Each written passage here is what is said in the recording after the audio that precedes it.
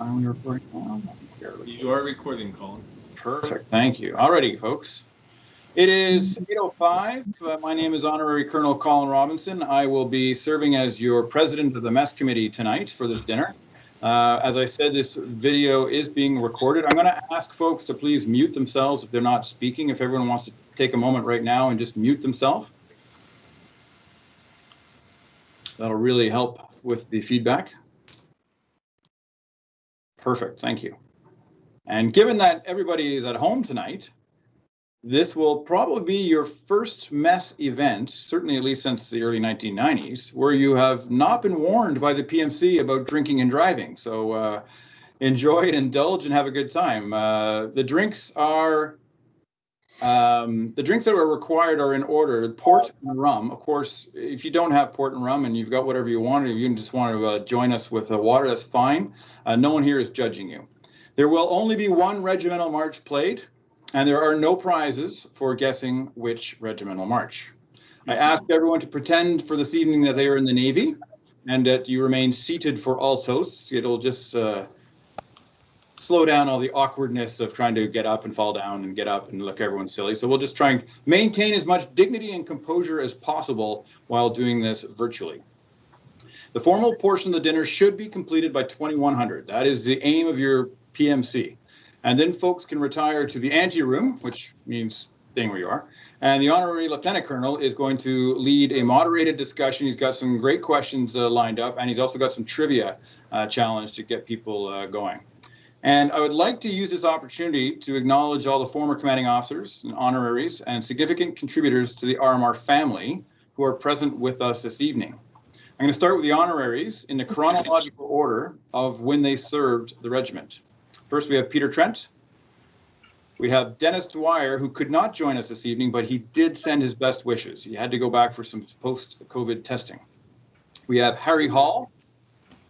We have myself. And then we have our latest addition, the Honorary Lieutenant Colonel David Bensadoun. Welcome all. Commanding officers in chronological order of when they served who are with us this evening. We have Lieutenant Colonel Jacques Girardin. We have Colonel Chuck Hamel. We have Lieutenant Colonel Harry Hall, Lieutenant Colonel Toby Glickman, Colonel George Petrolikis, and Lieutenant Colonel John Schoen and myself. We also have two of our affiliated Cadet Corps commanding officers, Major Tom Leslie from number 1 West Montreal Squadron, and Captain Kim Thomas from 2806 Point Claire. Welcome. I'd also like to point out the presence of our museum curator, Ron Zamanchik, who is leading a complete renovation and renewal of the RMR Museum. Whoever just joined, I'd ask you to mute yourself, please. And I also believe we have Melanie Presso-Dumais. I think I saw her smiling face. She's also joined us, and she's just finished a team of volunteers through an impressive digital archive project for our museum, where over 8,000 files have been digitized and uploaded and can be found on rmrmuseum.com. She's cringing right now because not all 8,000 are for public view, but there are over 1,000 that are up for public view right now. It's a remarkable resource. It's been a long project, and very proud of her for getting that done. Missing tonight, speaking of being proud of people, is the president of Branch 14 RMR Association. She's missing because duty calls. Comrade Sue Guerin is out selling poppies at the Metro grocery store right at this moment. I would be remiss if I didn't mention two other friends of the regiment who continue to make a tremendous impact on the RMR. Mr. Bob Johnson, whose continuing support has launched and maintained the RMR Museum's activities and education outreach program, and Mr. Mark Lowe, whose pro bono media consulting has splashed the RMR all over the media yet again during the Remembrance Week. His latest success is the promotion of our Poppy by Mail project. And if anyone wants to play seniority bingo, the person at tonight's gathering with the furthest enrollment date is, drum roll please, Captain Hamilton Slesser, who joined the regiment in 1961. And a runner-up is Captain Robert Clark, who joined in 1963. So welcome to all y'all. And finally, some fun facts. 78.5% of tonight's attendees either served or continue to serve with the RMR.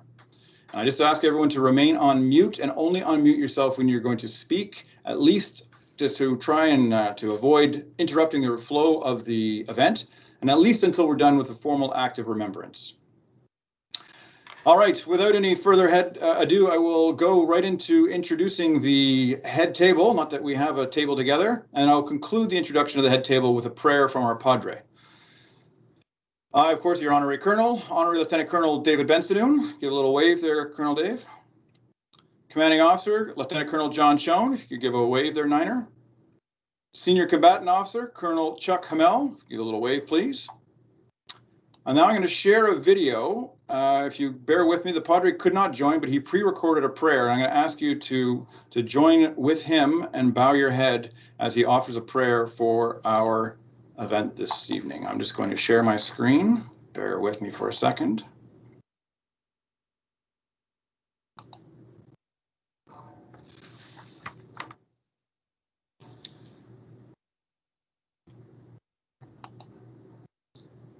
Good evening, CO, Honorary Colonel, Honorary Lieutenant Colonel, esteemed guests, and RMR officers.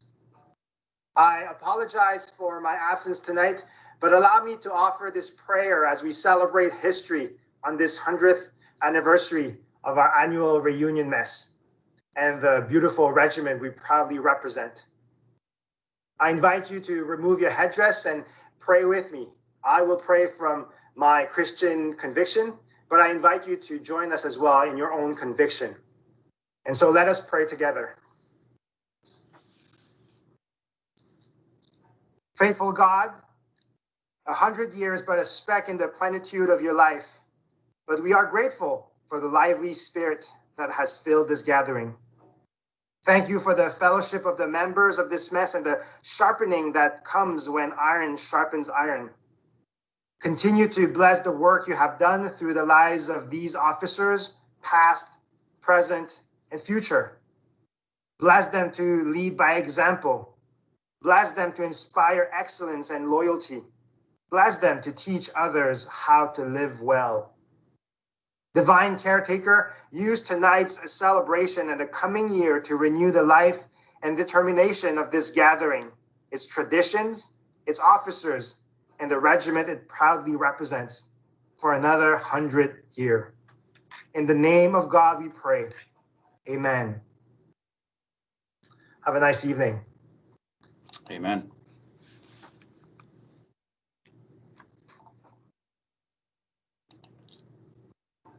Thank you to Padre Captain Richie Bay.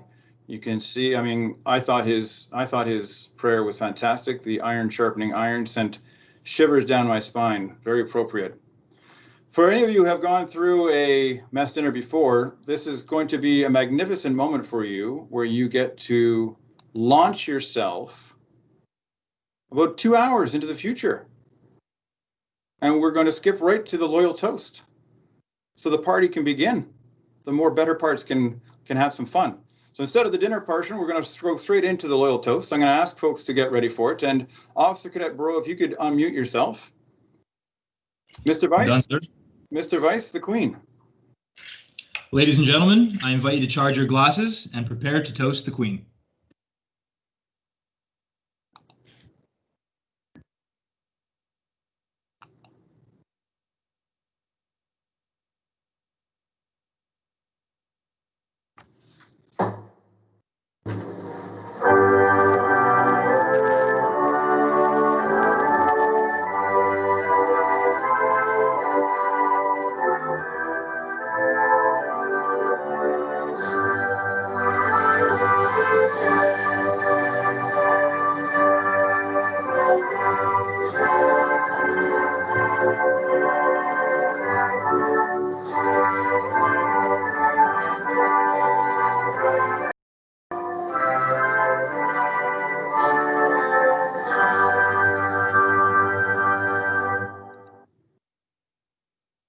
Ladies and gentlemen, the Queen. The Queen. God bless her. God bless her. Excellent job, Mr. God bless Thank her. you very much. Colonel Bensadoun, would you be so kind to read some of the messages from participants? And while you get ready for your notes, I'd like to point out, folks, that the spread and breadth of the range of geography goes from, I believe, Calgary all the way to almost at the Swiss border. We have someone who's joined us from France, tucked away in the Alps, Mr. Raj Rana. Welcome, Raj. Nice to have you here. Colonel Bensadoun, are you ready to roll? Oh, we are struggling with hearing you.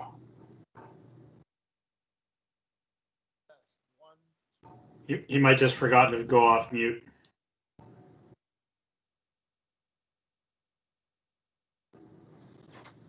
Are you trapped under something heavy? Do we need to send help? Tap twice if you're being held against your will. Uh-oh, we got problems.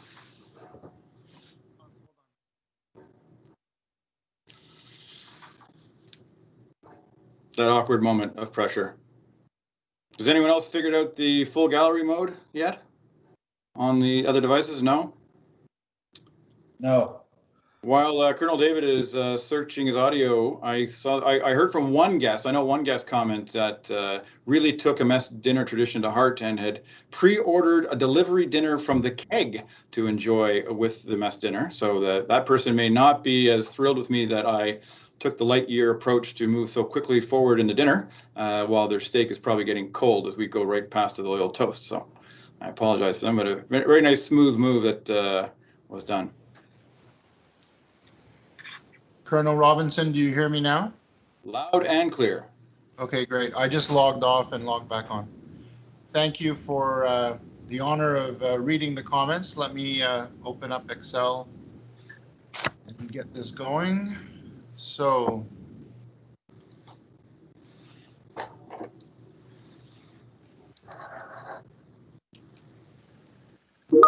all right, here we go. In the order that I see them. So from I'm sorry, guys. Wow, some are excellent. Let me just open this up.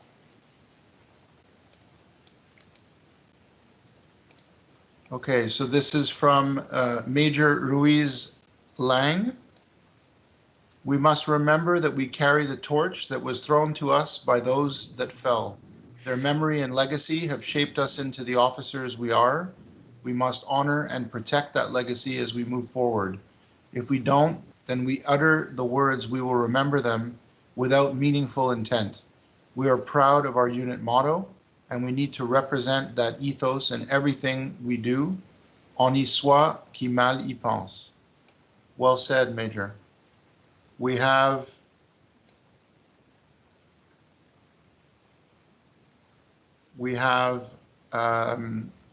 John Slater, who wrote, "My best wishes to all, proud of our regiment." We have George Siquet, or Sickett. I'm not sure how you pronounce it, George, I'm sorry.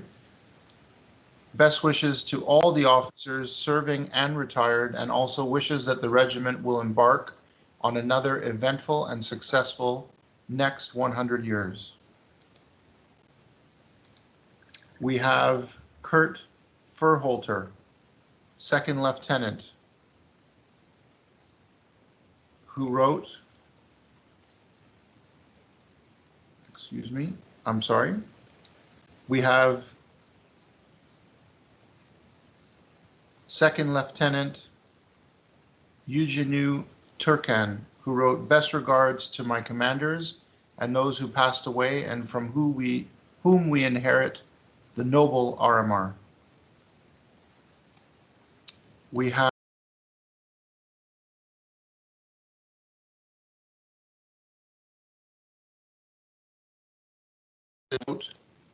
each generation creates in new ways, but we are always indebted to those who have gone before. Today, we who we are, in large measure, because of the past whom we never knew. Thank you. And we have a message from Captain Guy Mariner, "Lest we forget, never stop going forward." And that's it. I hope you.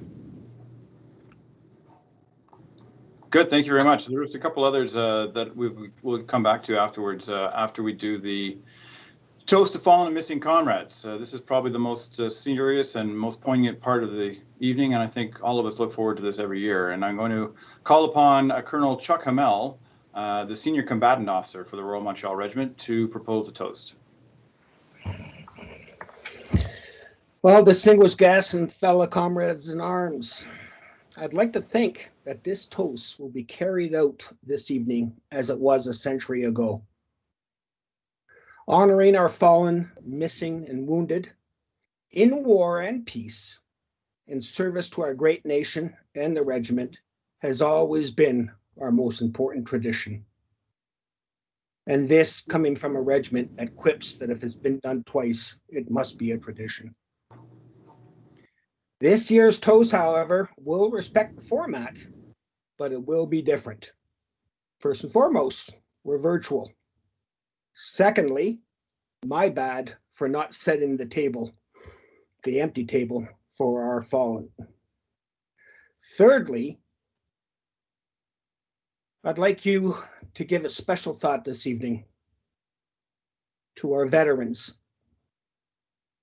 in long-term care facilities across our country that have fallen to the pandemic in isolation and all alone. So please charge your glasses and let's have the last post.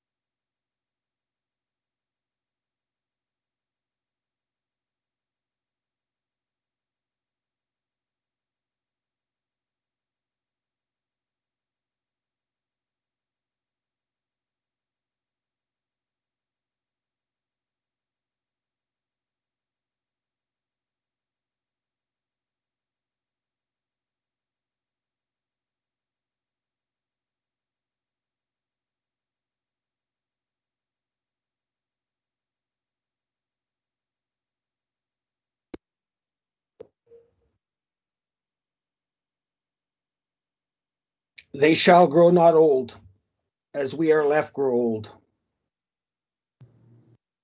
Age shall not weary them, nor the years condemn. At the going down of the sun, and in the morning, we will remember them. We will remember them.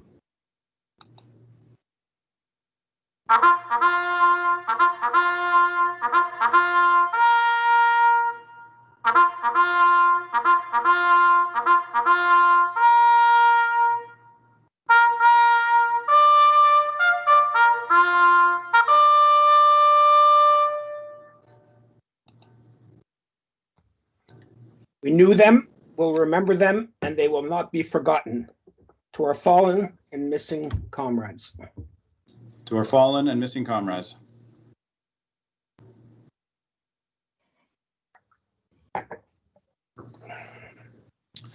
Thank you very much, Colonel Hamel. Colonel David, do you have any more to read, or you want me to pull some up if you're struggling with the thread? I have them. No, I have them. I'm ready to go. Over to you. Thank you.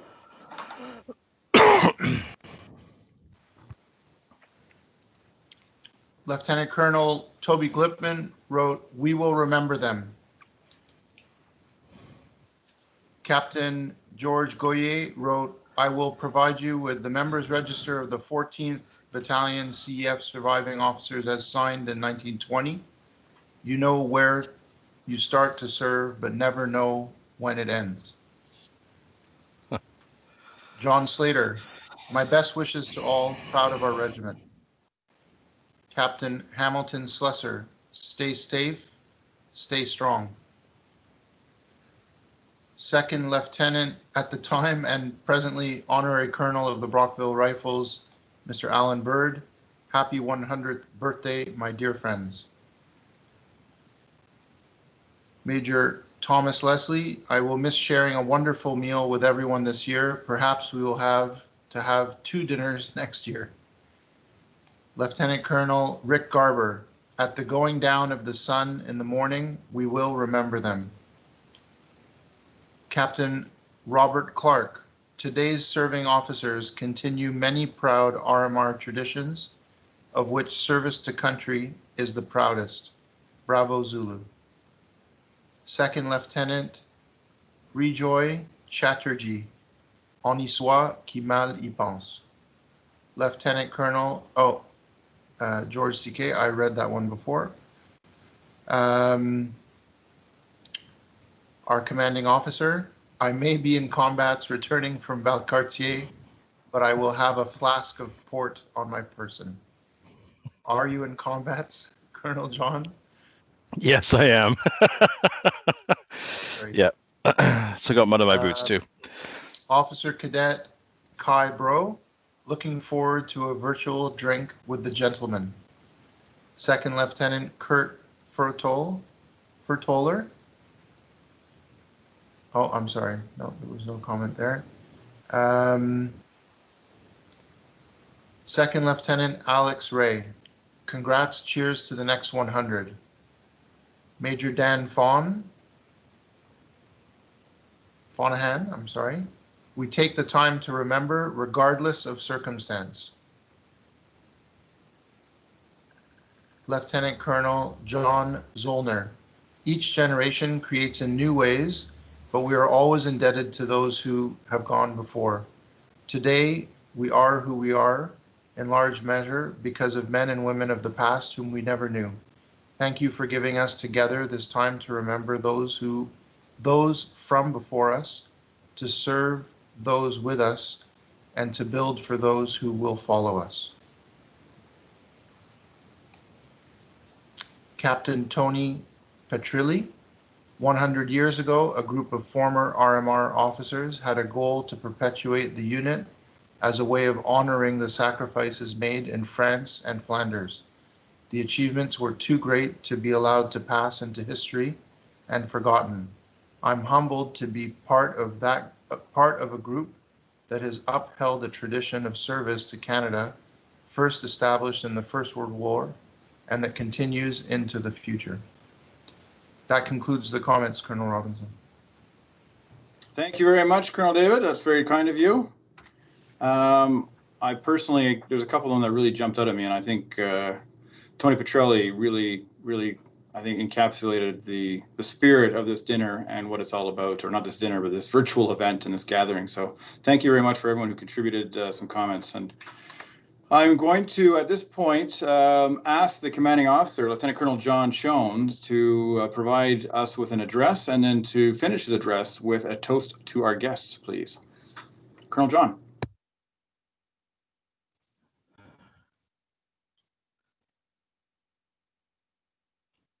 I am trying to get my camera to work for me.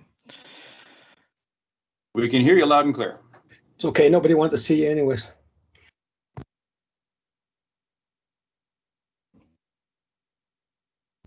Colonel Hamel, you scared him away. No, I didn't. John's not a wuss. Colonel Collin, am I coming in? You're coming in weak and unbearable, over.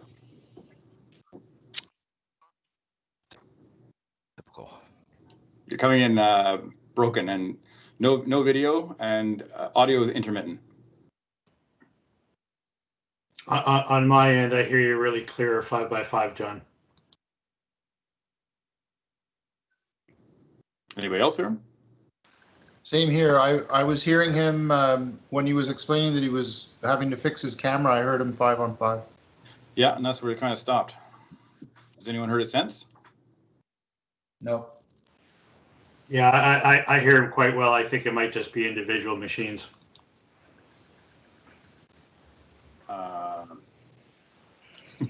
Not sure about that. Is he? Have you looked behind you, Colonel George? Is he with you? We're straying into fucking dangerous ground here.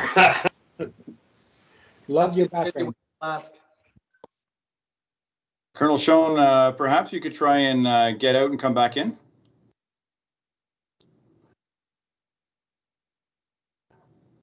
I know that worked before for others.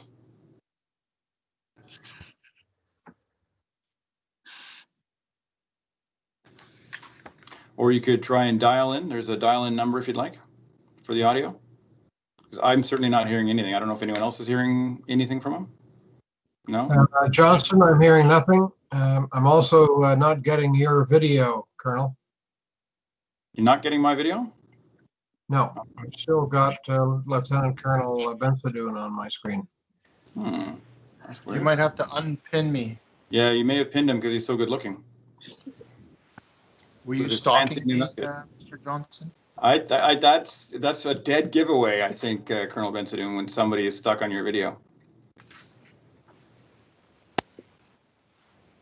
No, I've gotten no one else except for Colonel Petrolikas is hearing Colonel Schoen, so I see he's gotten out, Colonel Schoen, and hopefully he'll come back in.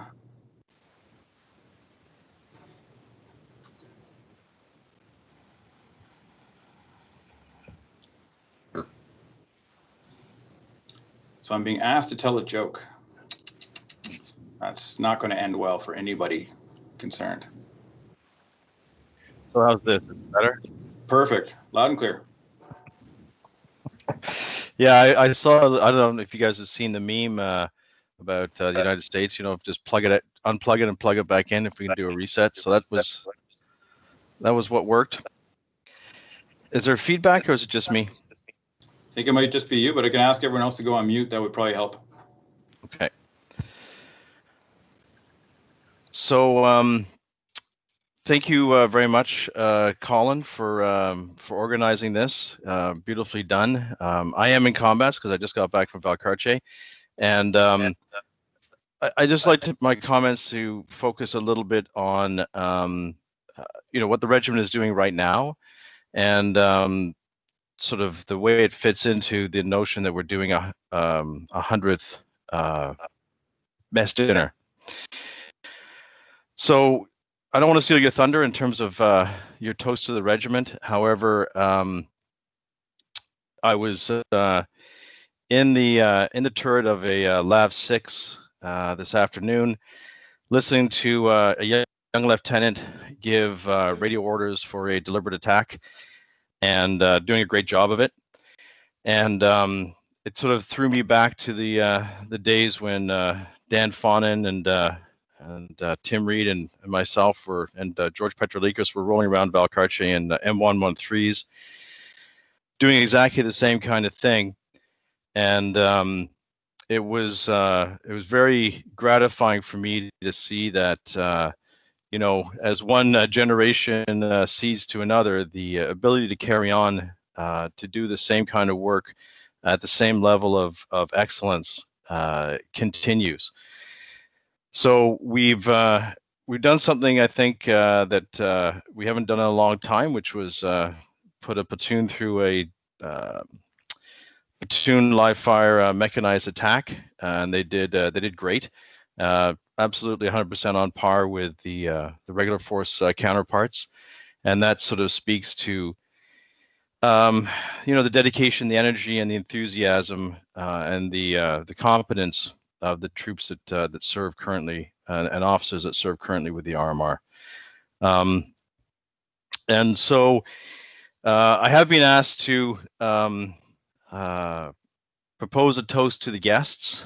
And one of the things that's going on with this this training event that just occurred is a reinvigoration of the notion of partenariat between the regular force and the reserves.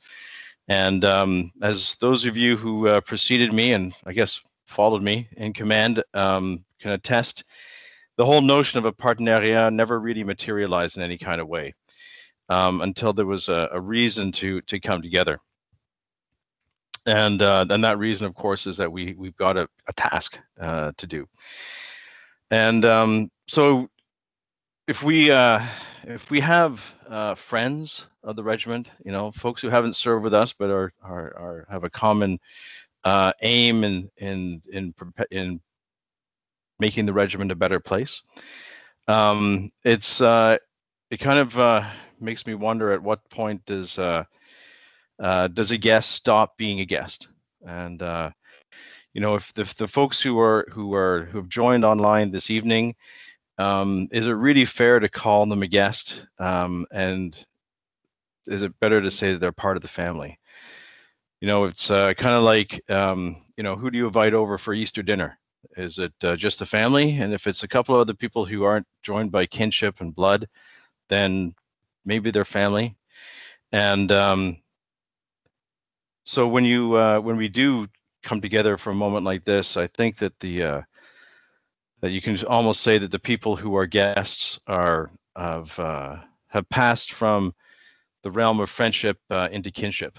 And so I'd just like to thank the folks who did not serve in the RMR but are part of the family for their presence tonight. So, ladies and gentlemen, well, gentlemen of the RMR, our guests, and I'll.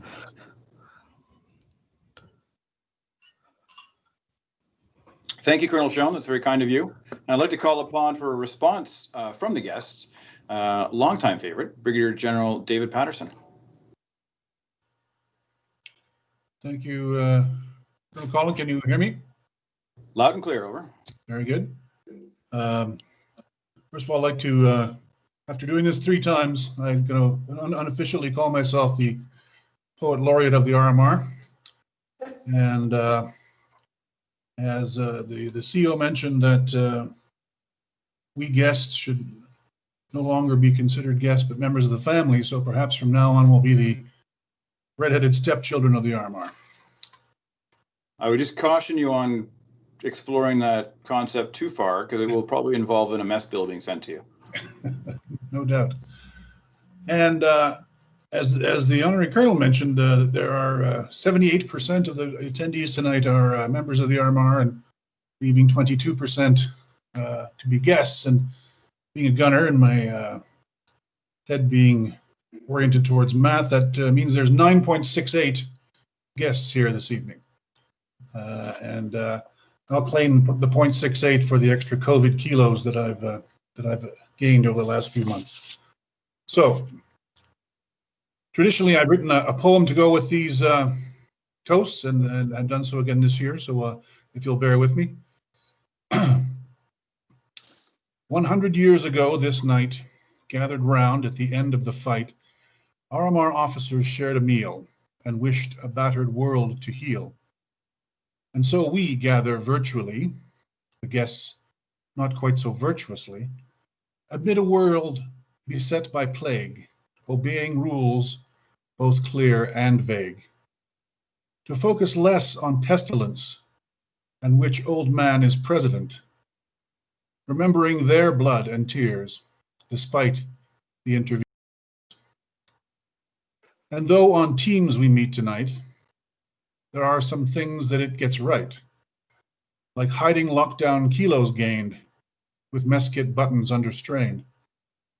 We can light up a robust Cuban and tend, if wished, to matters Tubin.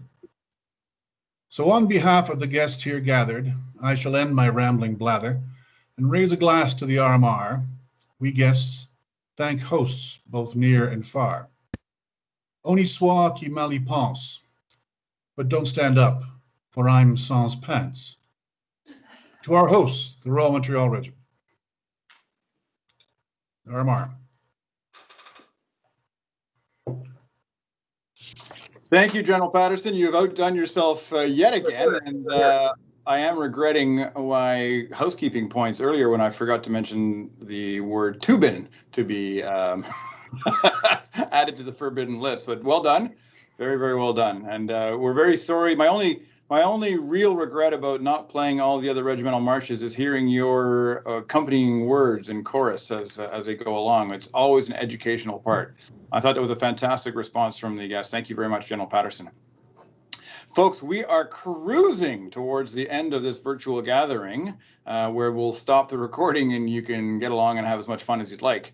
And I'm going to wrap things up with a few words, and I'm going to then finalize it with a toast to the regiment, and that is going to be it for the evening. So, well, except for whoever wants to stay for Colonel Bensadoun's after party. And with that, I'm going to share my screen, and I've got 3 pictures to show you to go along with my remarks. So bear with me for a second, please, as I get myself organized.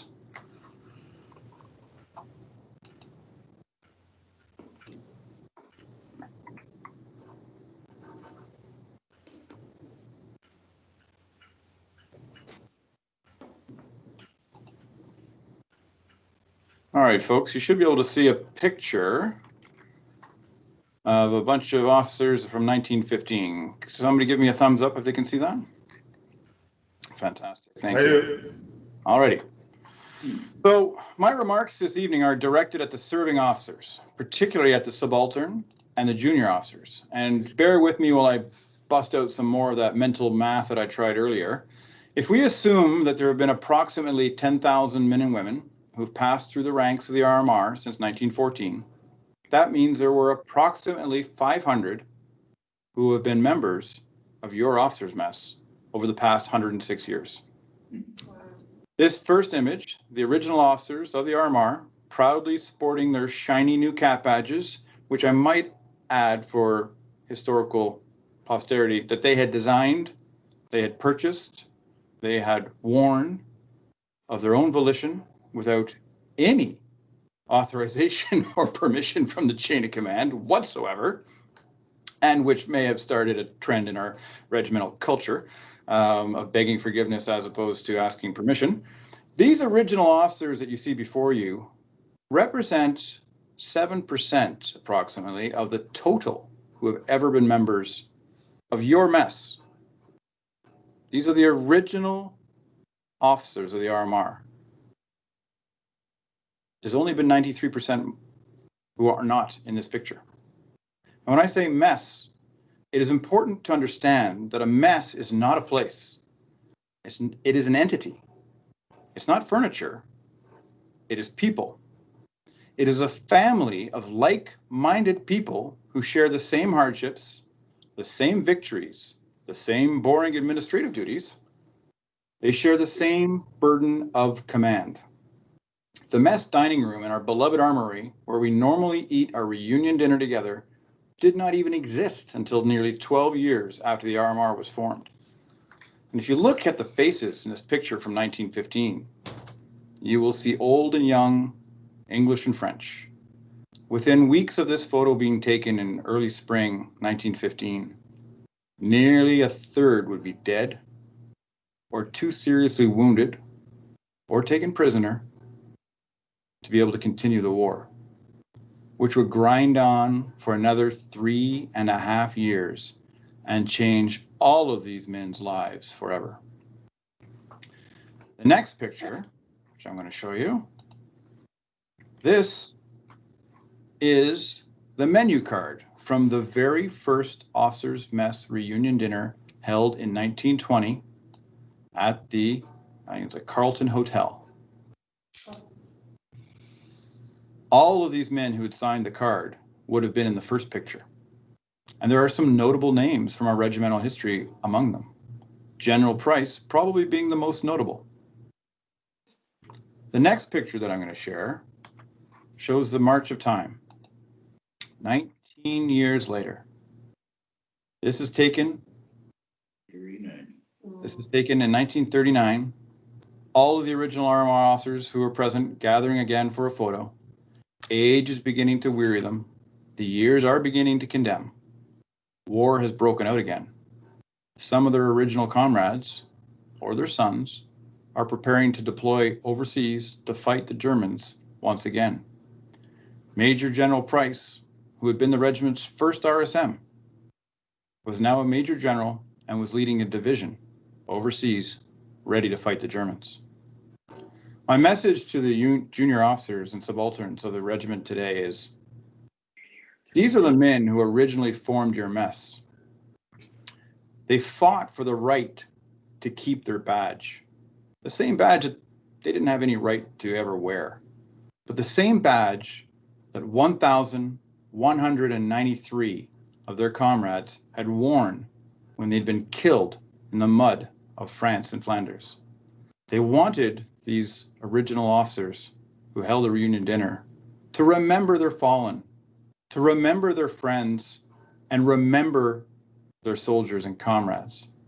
This is why our annual dinner is so important.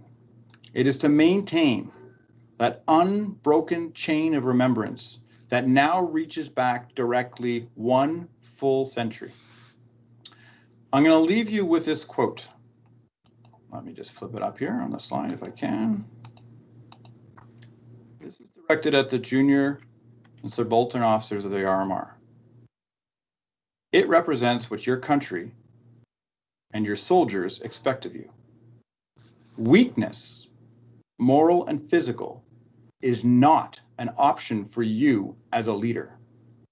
Take all of your predecessors as an example, either good or bad. Learn from both. Adopt the good attributes and discard the bad ones. Grab the torch and hold it high. Thank you very much, folks. That concludes my remarks. I'm going to ask you all to charge your glasses, hopefully with a little shot of rum that you've got. I have some lovely chick-chock here. I'm going to propose a toast to the regiment. I'm going to play Sa'ira. At the conclusion of Sa'ira, I'm going to say the regiment, and hopefully you'll respond in the same.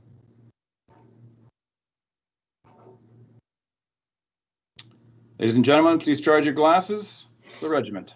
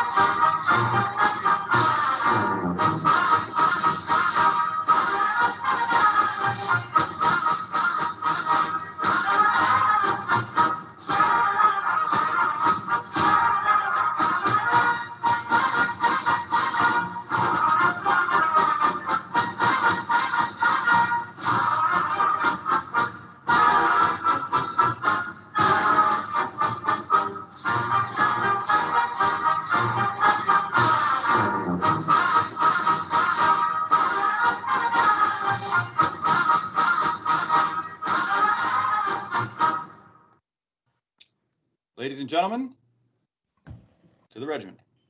The regiment. The regiment.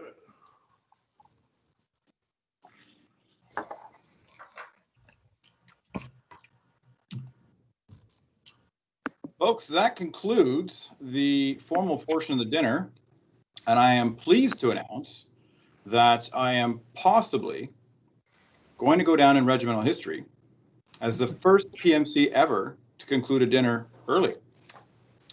So without any further ado, I am going to end the recording so that nobody gets in any further trouble.